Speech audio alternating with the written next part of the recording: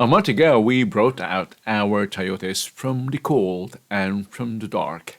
Now, we potted them to start to growth in room temperature. Now we have an update. Welcome to Romulo's Kitchen Garden. We have a short update on our chayotes. It's been sunny for the past 3 weeks. Look, they've grown.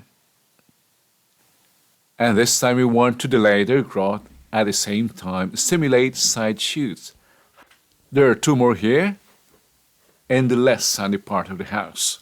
It's an intervention. I've learned from someone, a Chinese person, an industrial grower, that these chayotes should have ideally 6 side shoots for maximum fruits. That's not feng shui, and plants don't know mathematics or numbers, but that's scientific. When the top is nipped, the plant will grow side shoots. On all 6 nodes? Well, not necessarily, but we have, and that's what we're doing. We're nipping the top. Same here on the rest. We'll count 6. There, 6 nodes, or it's nipped after the 6th node, hoping that the 6 nodes will produce side shoots. We'll do it to the last 1, 2, 3, 1, 2, 3, 4, 5, 6.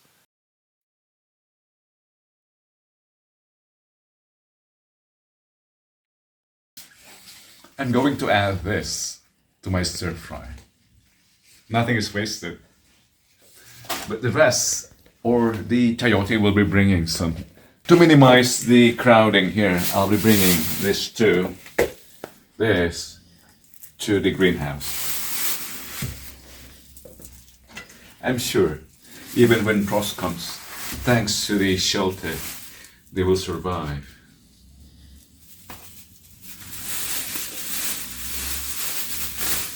Not only that, they will not just survive, but in comparison to the plants here, they will grow rather slower.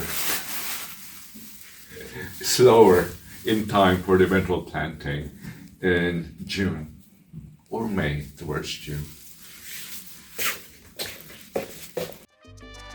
See you next time as we plant the Chayotes eventually, and as we follow them towards fruiting. Next time, we'll be germinating until seeds, the most difficult to germinate.